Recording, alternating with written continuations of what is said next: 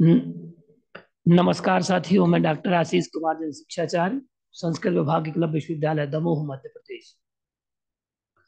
आज के सेशन में हम आपसे वैदिक साहित्य की परंपरा में वैदिक साहित्य के परिचय के अंतर्गत हम आपसे विगत कक्षाओं में काफी चर्चा कर चुके हैं, जिसमें हमने ऋग्वेद संहिता, यजुर्वेद संहिता, इस विषय में हमने आपसे चर्चा की थी।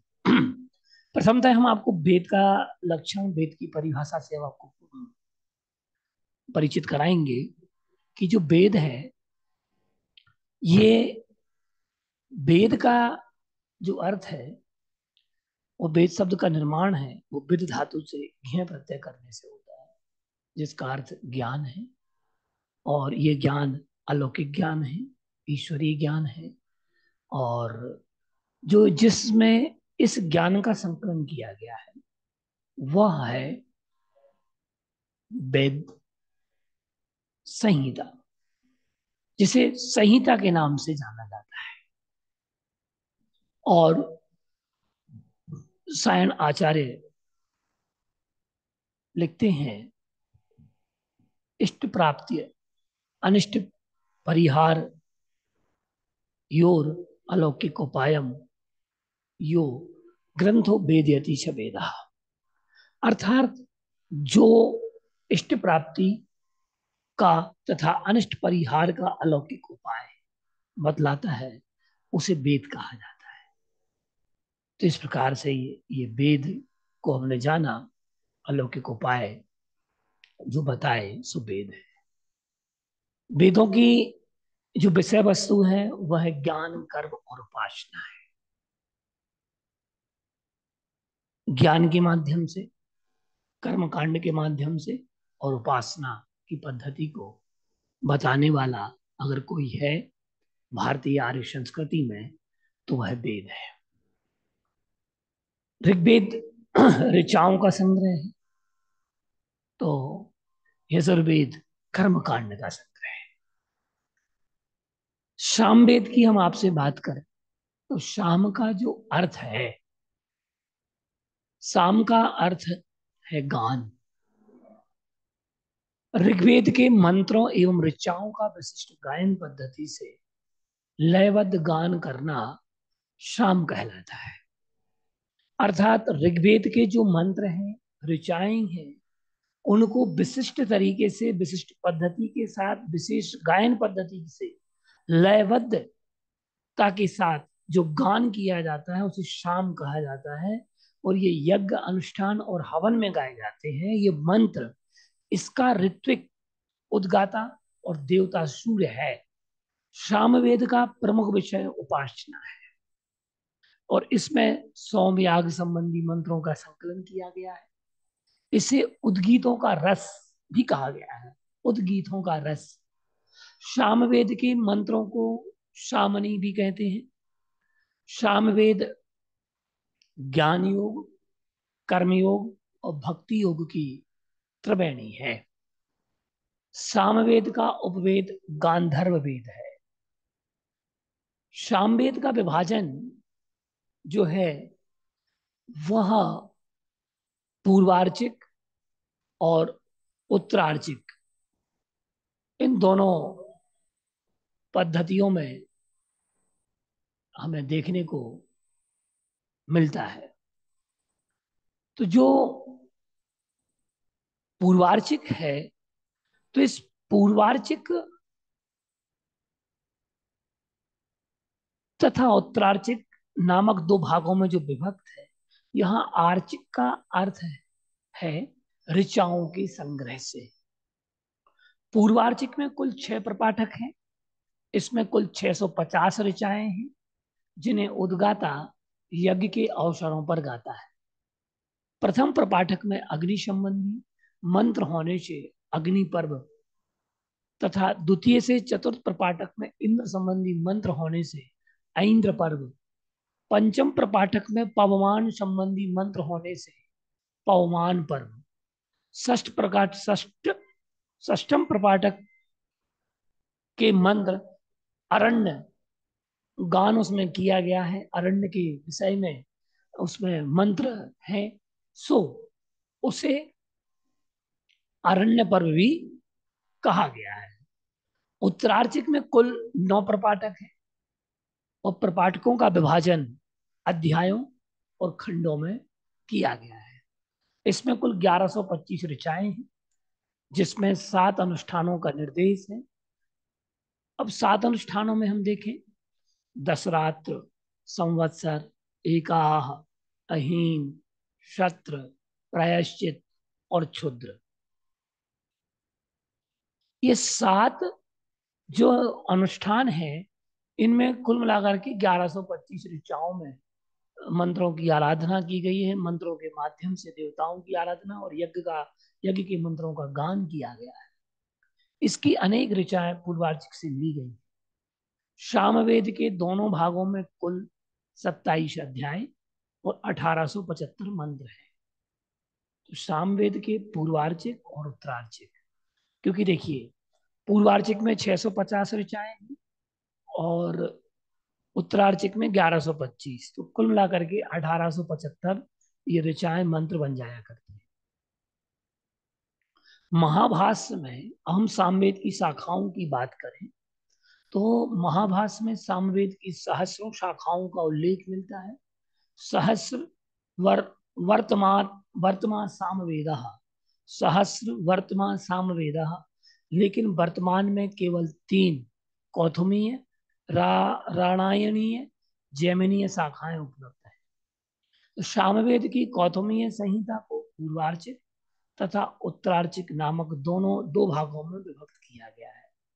पूर्वार्चिक के आग्नेय, ऐन्द्र, पवमान, आरण्यक, ये 4 भाग हैं और इस संहिता में मुख्यतः अग्नि, सोम से संबंधित ऋचाएं, इंद्र उद्बोधन मंत्र, दशरात्र, संवत्सर, एकाह, यज्ञ संबंधी मंत्र प्राप्त होते हैं। राणायणी संहिता की विषय वस्तु एवं मंत्रों का क्रम कौमुथीय कौथुमीय संहिता कौथुमीय संहिता के समान ही है, मात्र गान पद्धति और उच्चारणगत अंतर मात्र है। जैमिनी संहिता में कौथुम संहिता की अपेक्षा 1000 अधिक सामगान है। तबलकार इसकी अवांतर शाखा है। तो इस प्रकार से ये सामवेद का हमने वर्णन जाना। और सामवेद में भी हम अगर देखें तो सामवेदीय,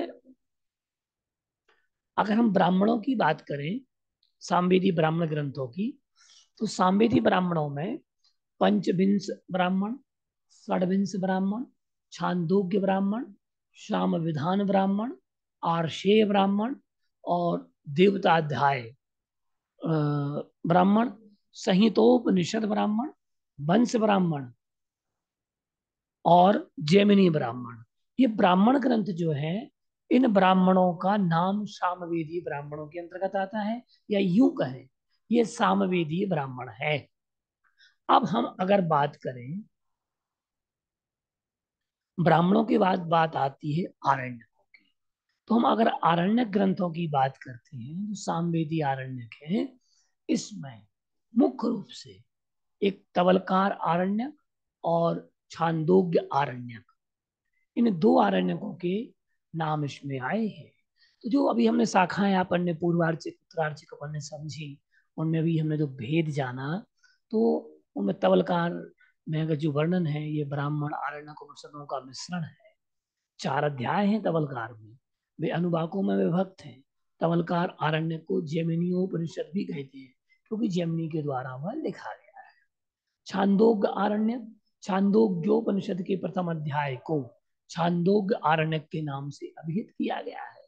तो और अथर्ववेदी आरण्यक तो होते नहीं है नहीं है उपलब्ध।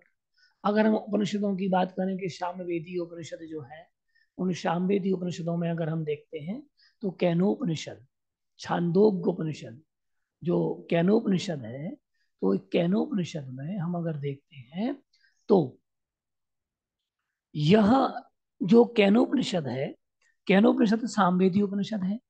और आप लोगों ने देखा होगा, पढ़ा होगा, और ना भी देखा हो ना पढ़ा हो तो आपने एक मंत्र सुना होगा, कैने शतम पतित पतति, कैने शतम पतति, कैनिसिदम पतति से प्रारंभ होने के कारण से कैनोपनिषद के नाम से जाना जाता है, तथा तवलकार शाखा पर आधारित होने से तवलकारोपनिषद भी कहा जाता है। ये ध्यान रखिएगा कि कैनोपनिषद का अपर नाम अगर कुछ है तो तवलकार उपनिषद है। तवलकार उपनिषद का संबंध किससे है? सामवेदी है, सामवेद से। तवलकार शाखा किसकी है? सामवेद की है। तो ये बात अपन को माइंड में रखना पड़ेगी, ठीक है ना। ये मुख्य रूप से आप विशेष रूप से ध्यान रखें। 4 खंडों में ये विभक्त है, जिसमें उपास्य ब्रह्म, निर्गुण ब्रह्म, ब्रह्म की रहस्य और उमा हेमवती के रोचक आख्यान से पर ब्रह्म सर्वशक्तिमत्ता की सिद्धि की। छांदोग्योपनिषद की अगर हम बात करें तो ये उपनिषद जो है ये सामवेदी उपनिषद है और 8 अध्याय हैं, जिसमें अगर हम कहें जो तत्वमसि सर्व खल विदम ब्रह्म, ये जो महावाक्य है, ये महावाक्य छांदोग्योपनिषद के हैं। ये हमेशा पूछा जाता है प्रश्न पत्रों में, किसी भी प्रकार की कॉम्पिटिटिव एग्जाम हो उनमें ये प्रश्न अवश्य ही पूछा जाता है।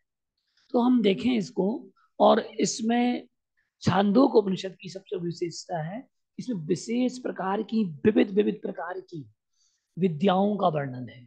ओंकार का स्वरूप, ओम का स्वरूप, सूर्य जन्म, सूर्योपासना, सर्व खलविदम ब्रह्म, महावाक, शतकाम जावाल कथा, नारद सनत कुमार कथा वृत्तांत और तत्वमसी आदि का वर्णन इसमें मिलता है। तो इस प्रकार से ये सामवेदीय उपनिषद थे, जो मैंने आपको बताया। सामवेद की संहिता के अंतर्गत जो जो सामवेद से संबद्ध था वो मैंने आपको बताया।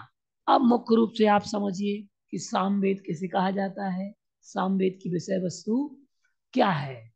तो सामवेद का हम अगर देखें तो सामवेद में अगर देखा जाए तो साम का अर्थ गान है। पुनः इसको हम रिवाइज कर लेते हैं।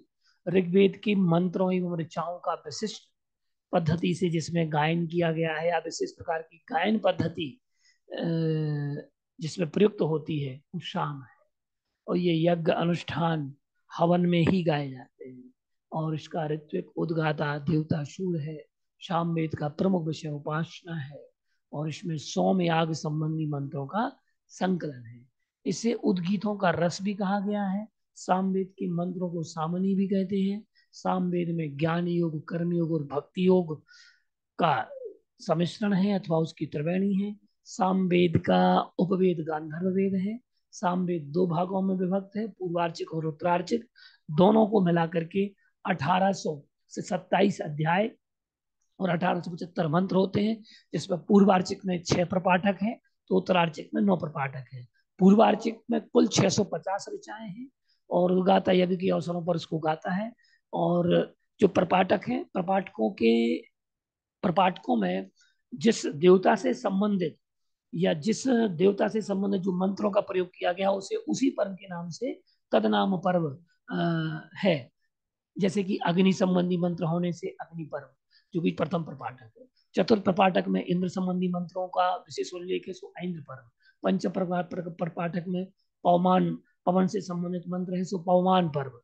ऐसे ही षष्टम प्रपाठक में जो अरण्य से संबंधित मंत्र है, सो अरण्य पर्व। तो ये अगर पर्व की बात आए तो आपको ध्यान में रखना है कि सामवेद में ही ये पर्व बताए गए हैं। उत्तरार्चिक में 9 प्रपाठक हैं, जिसमें ये इसके प्रपाठकों का विभाजन अध्यायों खंडों में हुआ है। कुल 1125 ऋचाएं हैं। 7 अनुष्ठानों का इसमें विशेष उल्लेख मिलता है। दशरात्र है, संवत्सर है, एकाह है, अहीन है, प्रायश्चित है और क्षुद्र। ये इस प्रकार से इसमें अनेक ऋचाएं जो पूर्वार्चिक से ही ली गई हैं, कई ऋचाएं। सामवेद के दोनों भागों में कुल मिला के 27 अध्याय, 1875 मंत्र, ठीक है। और सामवेद की जो शाखाएं हैं मुख्य रूप से, चूंकि इसकी सहस्रों सहस्रों शाखाएं हैं, इसमें कहा भी गया है कि सहस्र वर्तमात सामवेद।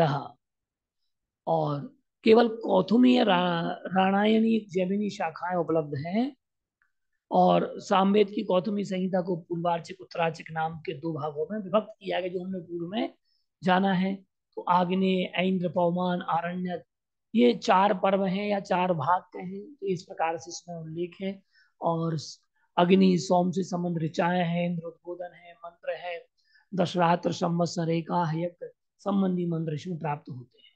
और जैमिनी संहिता में और रामायणी संहिता में देखें तो इसकी विषय वस्तु मंत्रों का क्रम कौथुमीय संहिता के समान है, केवल गान पद्धति में और उच्चारण में थोड़ा अंतर प्राप्त होता है। जैमिनी संहिता में देखें कौथुम संहिता की अपेक्षा 1000 मंत्र इसमें अधिक है, और तबलकार इसकी अवान्तर शाखा है।